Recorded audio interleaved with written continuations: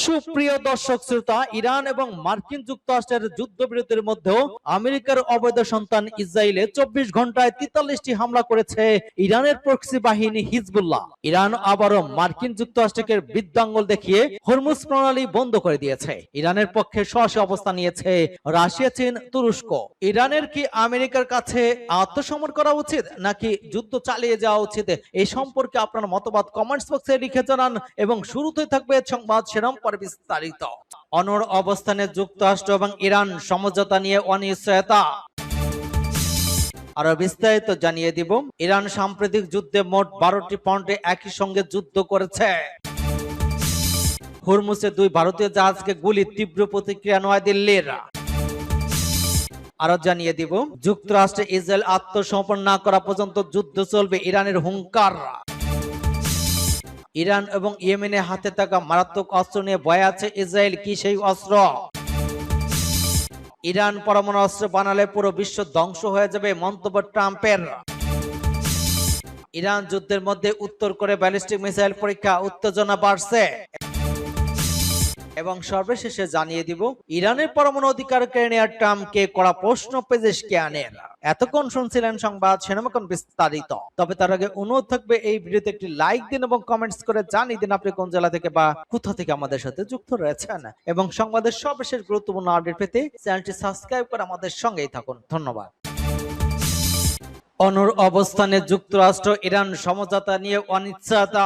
ইরানের parliament speaker এবং আলোচক টিমের প্রধান মোহাম্মদ বাগের গালিবাফ জানিয়েছেন, যুক্তরাষ্ট্রের নৌ অবরোধ অব্যাহত থাকলে ইরান হরমুজ প্রণালী বন্ধ রাখার সিদ্ধান্ত থেকে সরে আসবে না। তিনি আরো বলেন, দুপক্ষের মধ্যে আলোচনা মাত্র 2-1টি বিষয় আটকে আছে। যদিও সেই বিষয়গুলো কি এবং কতটা গুরুত্বপূর্ণ সে বিষয়ে বিস্তারিত কিছু তিনি বলেননি। অন্যদিকে ডোনাল্ড ট্রাম্প এখনো যুদ্ধ বন্ধ নিয়ে এখন বেশ আশাবাদী। তিনি জানিয়েছেন, দুপক্ষের মধ্যে খুব ভালো আলোচনা হয়েছে, একটি সমঝোতা হবে বলেই তিনি মনে করছেন। তবে তার মন্তব্যের কয়েক ঘন্টা আগে হরমুজ প্রণালী থাকা একটি জাহাজ ইরানি গানবোটের গুলির মুখে পড়েছে বলে খবর পাওয়া গিয়েছে।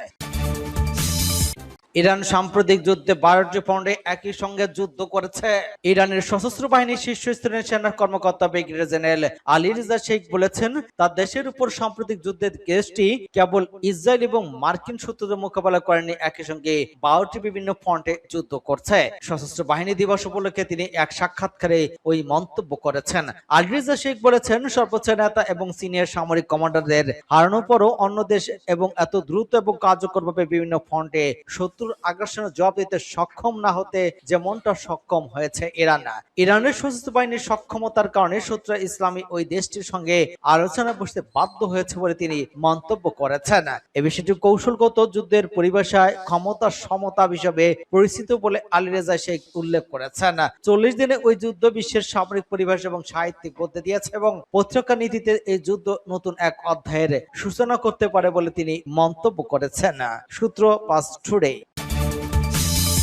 হরমুজে 2 ভারতীয় জাহাজের গুলির তীব্র প্রতিক্রিয়া নয়াদিল্লির।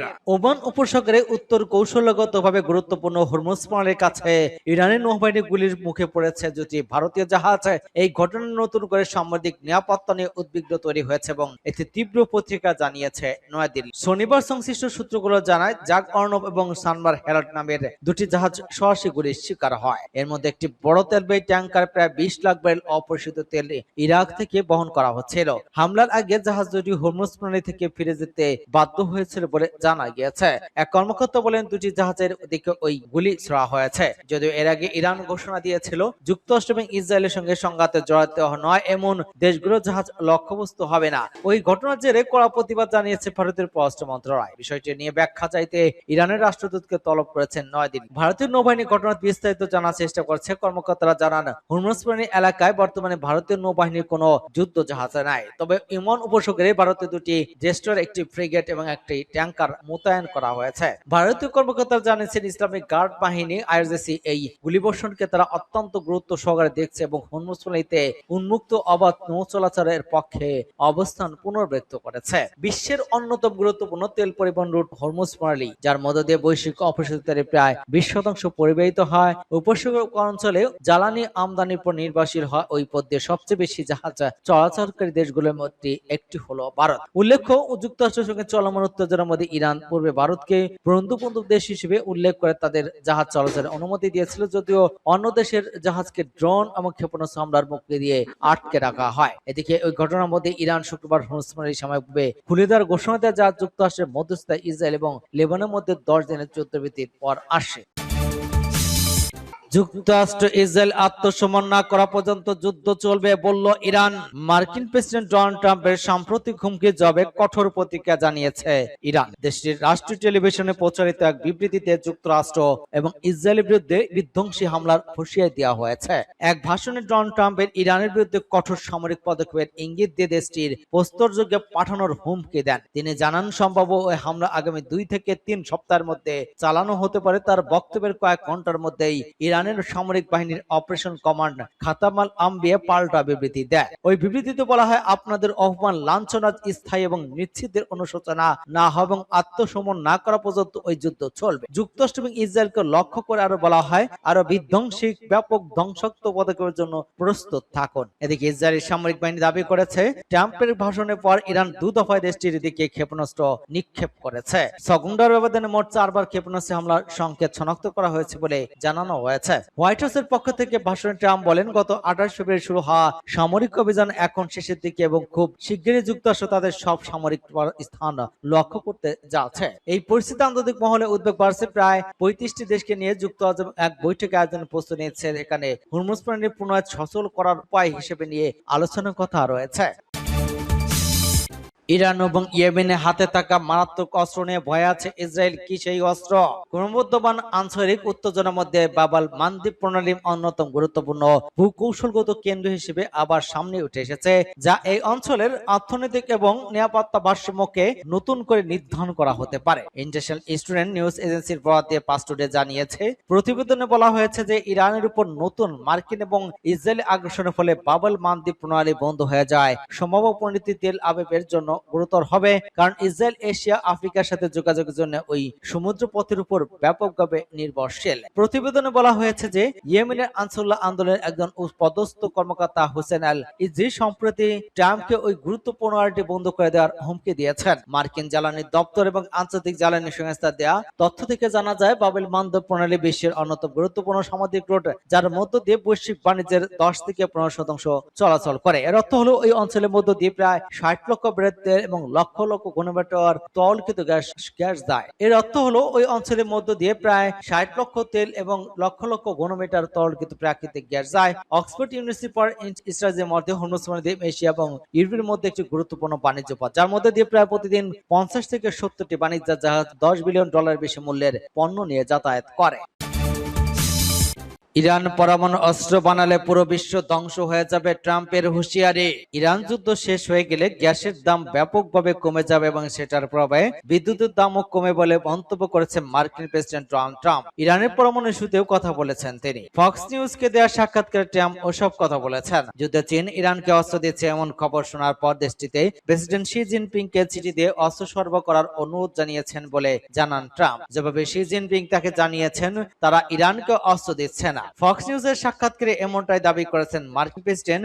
এছাড়া ইরানকে পারমাণবিক অস্ত্র বানানোর অনুমতি দিলে সারা বিশ্ব ধ্বংস হয়ে যাবে বলেও মন্তব্য করেছেন ট্রাম্প। এদিকে ট্রুথ সোশ্যালে এক নতুন পোস্টে মার্কিন প্রেসিডেন্ট বলেছেন তিনি হরমুজ প্রণালী স্থিরভাবে খুলে দিচ্ছেন এবং এর কারণে চীন খুবই খুশি। গুরুত্বপূর্ণ হরমুজ প্রণালী আর কখনো অবরুদ্ধ হবে না বলে মন্তব্য করেছেন ট্রাম্প। এছাড়া চীন ইরানকে অস্ত্র সরবরাহ না করার ব্যাপারে সম্মত হয়েছে বলে দাবি করেছেন রিপাবলিকান ওই নেতা। ট্রাম্প লিখেছেন, চীন খুবই খুশি যে আমি হরমুজ প্রণালী স্থিরভাবে করে দিচ্ছে, আমি এটা তাদের জন্য করেছে এবং বিশ্বের জন্য।